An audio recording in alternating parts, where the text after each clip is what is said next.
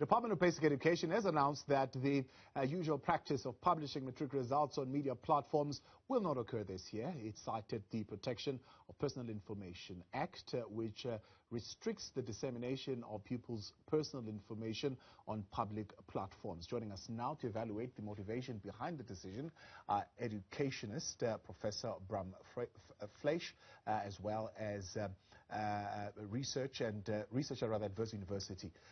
We also have the DA Education Shadow Minister, Baxolile Nodada. Gentlemen, good evening, I beg your pardon, and thank you very much for your time and joining us tonight here on In Focus. The first question would be, given that the decision was already taken, Prof, that only student numbers would be put on and not the full names of the students, what is behind this particular decision, and what's the significance of it?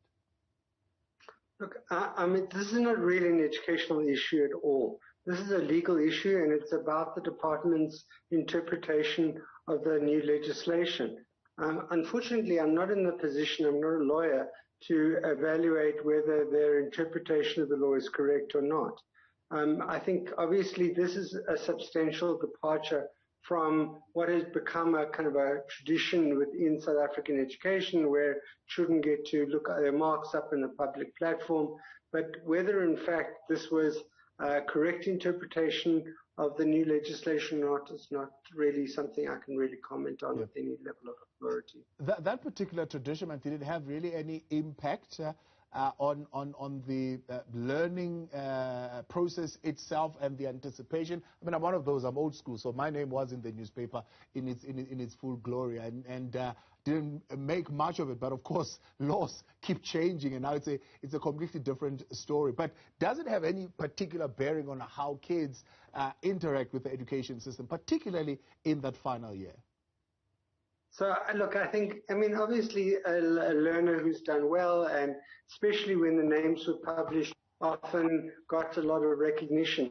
But this is already after the fact, and it didn't have a bearing on the educational process itself. It may have boosted children who succeeded, self-esteem, but the other side of it, children who didn't do well, there was a great deal of shaming in that context. So I think it's a mixed process. But I think it wasn't really an educational process. It was more like a rite of passage. Yeah. But from a lawmaking point of view, what's the rationale, what's the thinking behind this decision? Look, thanks, Tabo, and good evening to your viewers as well. Look, the names have not been published for the past 2 years already, Tabo, but media houses were sent the results. So that learners can sign up and get their IDs, use their IDs to sign up to get the results. So we might sometimes not like the law, but it seeks to protect us in this case, and we must abide by it. And the rationale behind it is that, information of individuals must not be shared without their consent.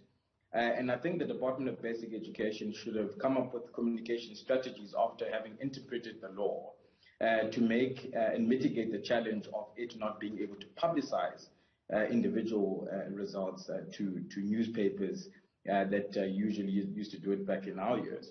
So I think that's where the rationale is to protect information of individuals. But it's got a bearing, obviously, it gives anxiety to parents and learners that are actually waiting in anticipation for the results. Yeah, I mean, then that would raise a question also around then the transparency of these results, because then previously, as you put it, those who want to verify could have access to them and can be able to really look at what is being published compared to what is being reported, maybe in a report given by government. Now, that question of transparency, if indeed those results require verification, how do we navigate that? Look, ultimately, you've got arms of the state that actually deal with that can verify those results. Umalusi is one of them, as an entity that deals with the Department of Basic Education that can verify the results. Once the results are being compiled, a report is then compiled. It also comes to us in Parliament.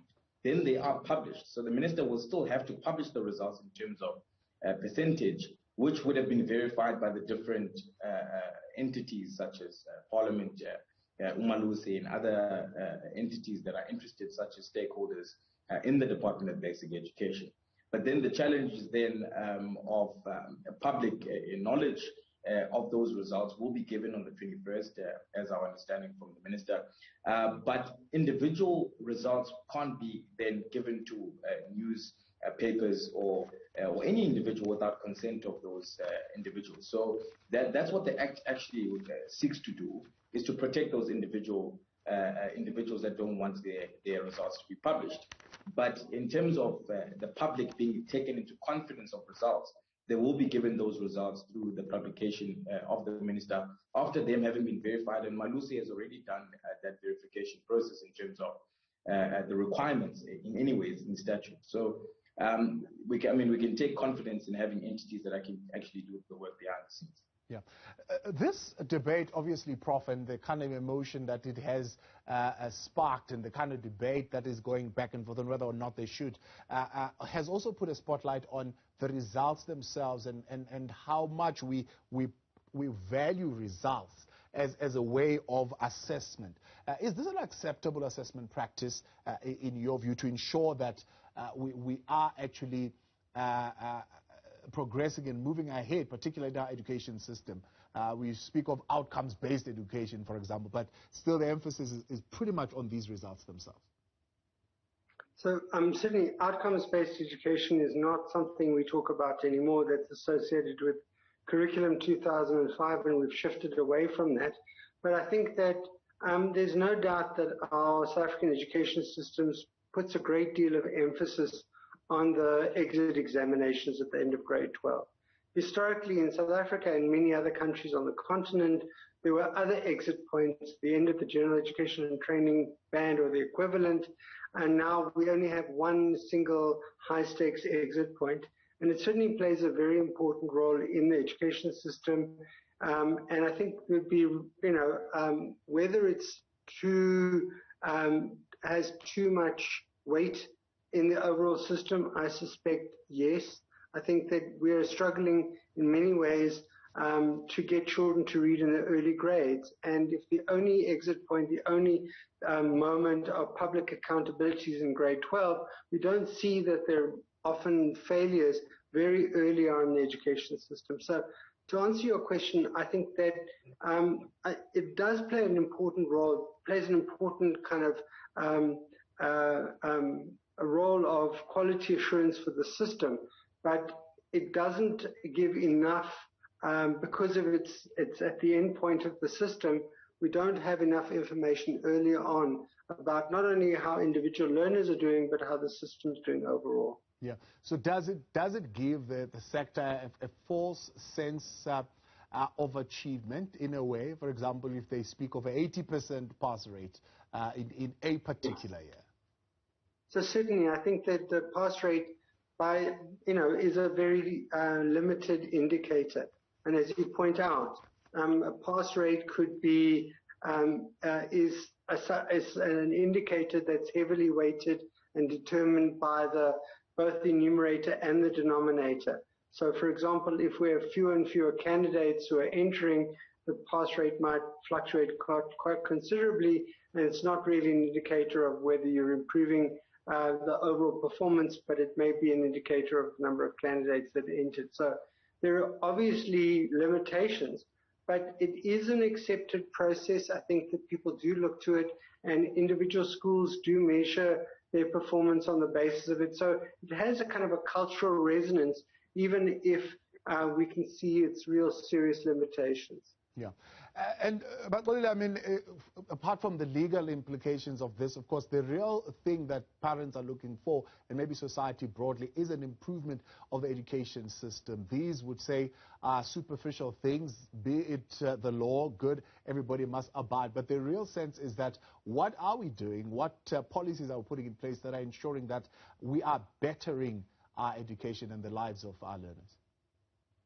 Look, I've recently also written an op-ed on this, that, our education system has quite a few things that need, to change in terms of policy and implementation for it to produce, a curriculum that is responsive to our economy. And, you need to be able to invest in, specialized and skilled based schools, such as, maritime, coding, robotics, which I think, have been piloted, entrepreneurship, and other specialized skills that we need to start looking at in schools, enhancing technical and agricultural schools. But more so than anything is the quality of teaching for you to be able to get those skills out, from those learners. And, having developed a curriculum that is, responsive to the economy, you then have to ensure quality teaching in the classroom so that you can be able to get out those skills on the individuals. And thirdly, in terms of the environments that learners actually study under, it's very important to ensure that, there's quality infrastructure in those spaces, beyond, having a good curriculum and good quality teaching, but they've got the resources for them to be able to, acquire those skills and be able to utilize them when they leave schooling, rather than being in an education system that after 12 years you've been parked in the garage, and you basically, stay there because, the skills that you might have acquired, are not necessarily relevant for the economy or responsive to the economy. And I think what Prof have just raised now in terms of, the exit, indicators, they're not a true reflection of what we actually get out. Because in the process, if you look at, because there's two exit levels. You've got grade 9 as an exit level where you can go to a TVET college, and you've got, Matric, that can take you either to an institution of higher learning for you to further your studies, or actually go out and get a skill and go work. And those indicators, fail to be able to determine that there are people that are left out of the system that end up being youth, not in education, employment, or training, and it doesn't account for that. And therefore, that's why you'll have a pass rate that will say 80%. That is, without considering that. And, Thabo, you've recently, observed the elections now. And in the elections, they do tell you these are the people that are eligible to vote. These are the ones that have registered to vote. And these are the ones that have turned out to vote.